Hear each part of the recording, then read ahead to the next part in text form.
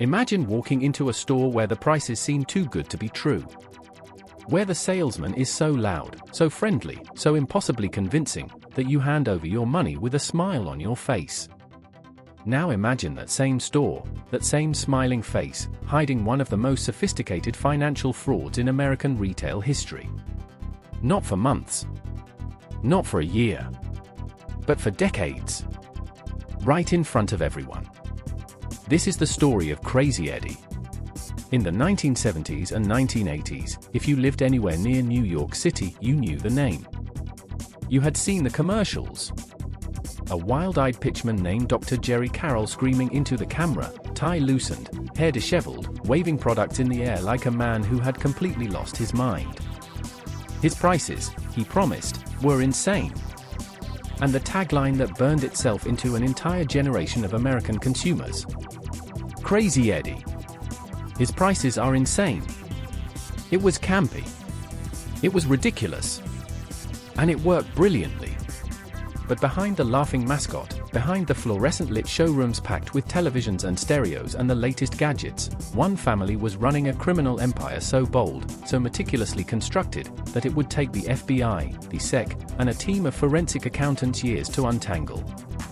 And at the center of it all was a man named Eddie Antar. A man who looked you straight in the eye, shook your hand, and robbed you blind. Eddie Antar was born in 1947 into a Syrian Jewish immigrant family in Brooklyn, New York. His family had deep roots in a tight-knit community of Syrian Jews who had settled in the borough and built their lives around commerce and family loyalty. From a young age, Eddie was immersed in the world of retail. His father ran a small electronics shop, and Eddie was working the floor, learning to sell, learning to charm, learning to read people, almost before he was old enough to drive. He dropped out of high school and threw himself into the business completely. And the boy could sell. There was something magnetic about him. He understood what customers wanted before they knew it themselves. He had the gift of making people feel like they were getting away with something, like they had found the deal of a lifetime, like Eddie himself was doing them a personal favor by letting them walk out with that television set. In 1969, Eddie opened the first Crazy Eddie store in Brooklyn. The concept was simple and ruthless. Sell electronics at prices lower than anyone else. Create a spectacle. Make noise.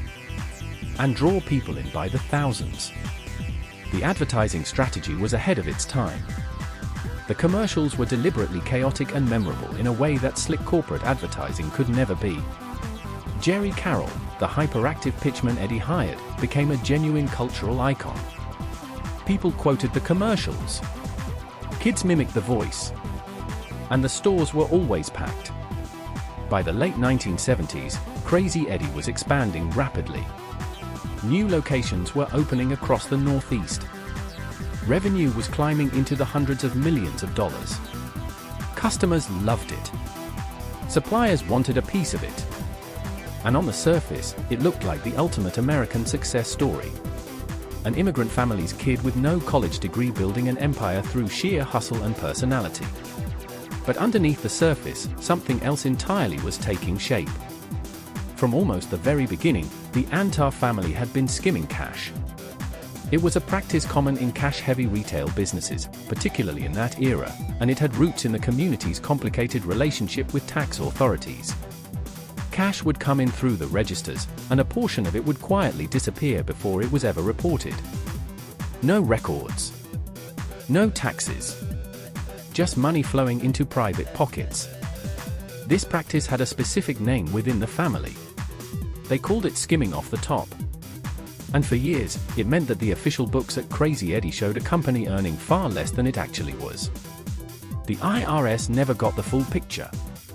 The real profits were being laundered through a network of accounts, some domestic and some offshore, many routed through Israel where members of the extended family had connections and where the money could sit quietly out of reach. For a privately held family business, this was criminal but relatively manageable to conceal. The problem came when Eddie Antar decided he wanted more. In 1984, Crazy Eddie went public on the stock market. And this is where the fraud shifted from tax evasion into something far more spectacular and far more dangerous. When a company goes public, it invites outside investors to buy shares based on the belief that the financial statements it presents are accurate. Investment banks, auditors, and regulators all theoretically provide oversight. The system is supposed to catch dishonesty before ordinary people hand over their savings. But Eddie and his family had been keeping two sets of books for so long that they had an almost unique advantage. They could now reverse the fraud. For years, they had been hiding income to avoid taxes. Now, they could begin reporting income they never actually earned, inflating the apparent value of the company, driving up the stock price, and allowing the family to cash out enormous sums while investors believed they were buying into a booming retail empire. The mechanics of the fraud were both simple and audacious. Inventory figures were fabricated. Accounts payable were understated.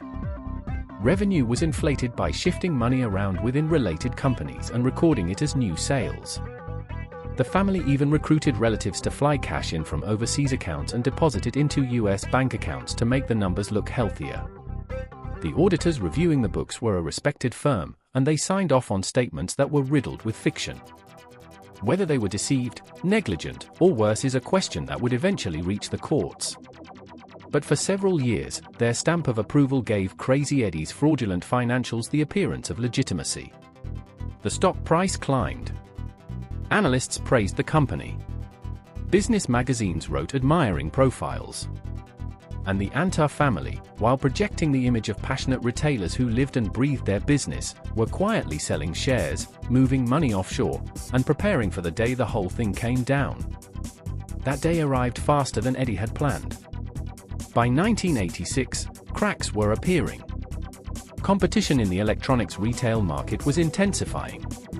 Prices were getting harder to maintain. The actual underlying business, stripped of the financial manipulation, was not performing well at all.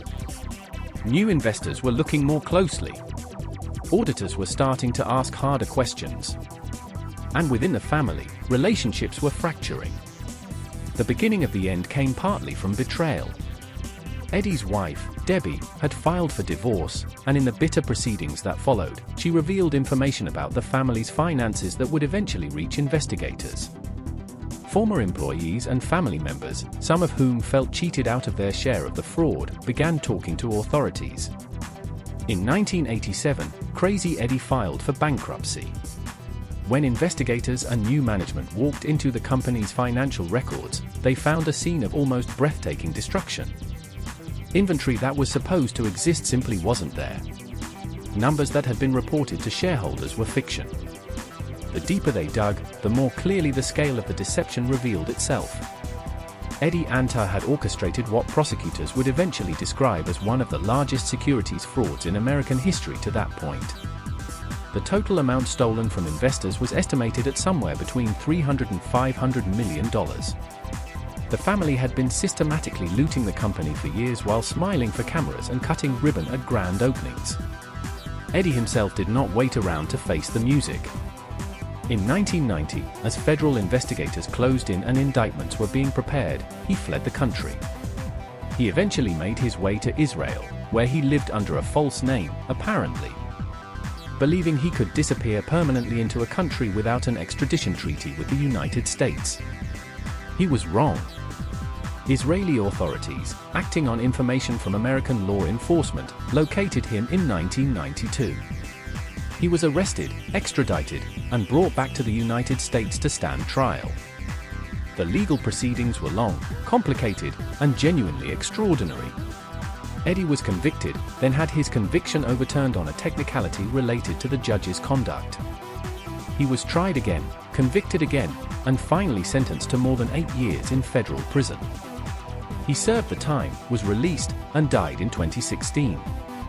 Many of his family members were also convicted of various charges related to the fraud. The auditors faced significant legal and professional consequences. The company, the brand, the stores, all of it was gone. What had looked like a thriving American retail dynasty turned out to be an elaborate stage set with nothing behind it. What makes the Crazy Eddie story so enduring is not just the scale of the fraud or the audacity of the man at its center. It is the way it exposes the fundamental vulnerability at the heart of trust-based systems. Investors trusted auditors. Auditors trusted management. Customers trusted the stores. Regulators trusted the filings. And Eddie Antar, who had spent his entire adult life studying how to make people trust him, exploited every single one of those relationships without hesitation. He was not a genius in the traditional sense. He was not a technologist or an innovator or a visionary.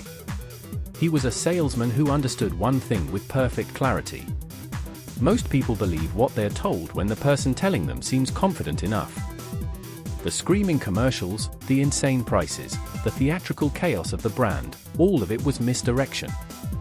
While you were laughing at Jerry Carroll on television, while you were hauling your new stereo out to the parking lot feeling like you had beaten the system was already miles ahead of you. Crazy Eddie's prices were insane. But the man behind them was something far more calculated than crazy. He was patient. He was methodical. And for nearly 20 years, he was unstoppable. If you want the full story and more dark business secrets, find us on YouTube at Corporate Crypt. The link is in the description. Subscribe so you never miss a story.